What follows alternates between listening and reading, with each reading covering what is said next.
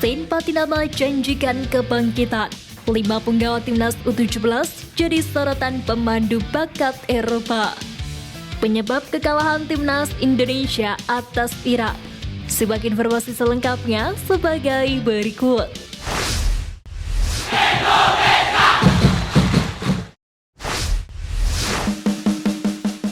Sein Patinama janjikan kebangkitan, Sintayong tegaskan pembalasan.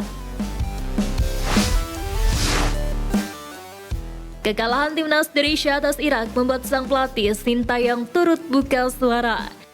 Sebagaimana diketahui pada laga tersebut, skuad Garuda harus mengakui keunggulan tuan rumah dengan skor 5-1. Sein Patinama menjadi satu-satunya penggawa Garuda yang mampu mencetak gol sekaligus gol debutnya bersama tim Merah Putih. Menanggapi kekalahan tersebut, pujian setinggi langit dilontarkan Sintayong kepada Irak. Arsitek asal Korea Selatan itu mengakui tim berjuluk Singa Mesopotamia tampil impresif. Namun, kendati dibantai pada pertemuan pertama, skuad Garuda tidak perlu berkecil hati.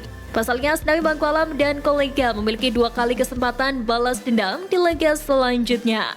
Sintayong sendiri menegaskan timnas Indonesia bakal balas dendam pada laga selanjutnya. Terlebih, fantastisme supporter Indonesia tidak kalah dibandingkan dengan supporter di Irak. Kami akan mainkan permainan yang lebih bagus di kandang kami. Ini adalah pertandingan kandang bagi mereka dan banyak supporter di stadion ini juga. Kami harus percaya diri akan ada banyak supporter Indonesia, tapi di atas itu Irak memang bermain bagus, ujar Sintayong. Sementara itu, sang pencetak gol Sein Patinama berharap dan meminta pemain timnas Indonesia berbenah sekaligus segera melupakan kekalahan telak 1-5 atas Irak. Pemain keturunan tersebut menegaskan timnas Indonesia mendapatkan sederet catatan dari laga tersebut.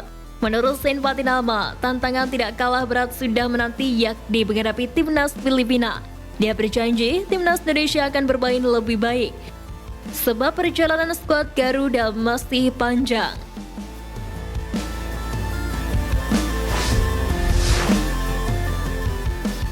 Penyebab kekalahan timnas Indonesia atas Irak.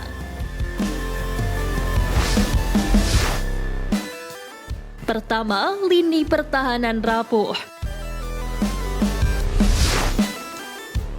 Penyebab utama timnas Indonesia kalah 1-5 dari Irak ada di sektor pertahanan.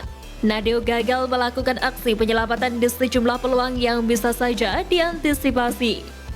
Akan tetapi semua tentu bukan salah Nadeo, sebab para pemain bek timnas Indonesia banyak juga melakukan kesalahan. Sekelas Jordi Amat, Elkan Bagot, dan Rizky Ridho terlihat banyak blunder dan hal tersebut berdampak terhadap pertahanan Garuda yang langsung rapuh. Kedua, lini depan tumpul. Timnas Indonesia baru bisa mencetak gol di akhir babak pertama setelah Sintayong memutuskan mengganti Dimas Derajat dengan Rafael Struijk di menit ke-39. Masuknya pemain Ado Den Haag itu membuat perubahan, bahkan ia menjadi penyumbang assist dalam gol yang dicetak Sein Patinama. Dimas Derajat ternyata bisa berbuat banyak di babak pertama, bahkan Deddy Sulisdawan yang mendapatkan kesempatan sejak menit pertama gagal membayar kepercayaan. Hal tersebut tentu menjadi evaluasi Sintayong untuk menentukan penyerang terbaik di laga kontra Filipina mendatang. Ketiga, hadirnya 64.000 pendukung Irak. Kehadiran puluhan ribu supporter Irak tampaknya membuat para penggawa timnas Indonesia kena mental. Sebab para penggawa Garuda tak bermain tenang seperti biasanya. Jordi Amat saja sampai membuat kesalahan dan mencetak gol bunuh diri. Setidaknya ada 447.000 penonton yang hadir langsung di Basra International Stadium.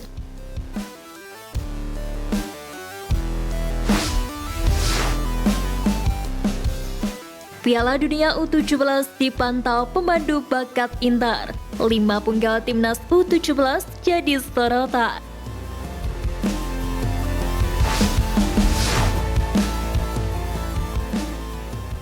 Kabar baik menghampiri timnas Indonesia U17 kendati kalah dari Maroko di laga terakhir penyelesaian grup A Piala Dunia U17 2023.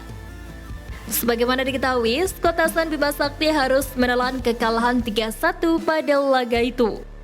Sempat memperkecil kedudukan di babak pertama, namun skuad Garuda Asia harus kembali memungut bola dari gawang. Bahkan insiden VAR yang tidak berpihak kepada timnas U17 Indonesia menghiasi laga itu. Menariknya, Ketua Umum PSSI Erick Thohir mengatakan ada 4-5 pemain timnas Indonesia U17 yang bakal memiliki masa depan yang gemilang usai Piala Dunia U17 kali ini. Ia pun mengatakan itu bukan dari opini pribadinya, melainkan dari orang-orang yang andal dalam menemukan bakat-bakat pesepak bola muda alias talent scouting yang datang dari sejumlah klub besar di Eropa. Erick Thohir menjelaskan bahwa Piala Dunia U17 2023 yang digelar di 4 kota di Indonesia tersebut dihadiri banyak talent scouting atau pencari bakat dari klub besar. Ia mengambil contoh ada pencari bakat dari Inter Milan dan Atalanta yang hadir di Piala Dunia U17 kali ini. Para pencari bakat dari berbagai klub tersebut pun juga melihat penampilan anak asuh Bima Sakti selama berjuang di grup A Piala Dunia U17. Erick Thohir tak memberikan lebih jelas apakah potensi calon bintang itu karena bermain di klub Eropa atau tidak. Satu hal yang pasti, kelima pemain yang dimaksud memiliki masa depan gemilang karena permainan apiknya selama tampil membela skuad Garuda Asia. Dari U17, saya rasa ada 4-5 pemain yang bisa menjadi potensi bintang Indonesia ke depannya. Saya nggak mau sebutin nomor-nomor, yang bicara bukan saya karena U17 ini yang menarik ya. Ada argumentasi dari banyak scouting, ujar Erick Thohir. Di lain sisi, terlepas dari hasil perjuangan timnas U17 Indonesia di babak penyisihan grup, Erick Thohir pun menilai masyarakat Indonesia patut berbangga dengan perjuangan Arkan Kakak dan kawan-kawan.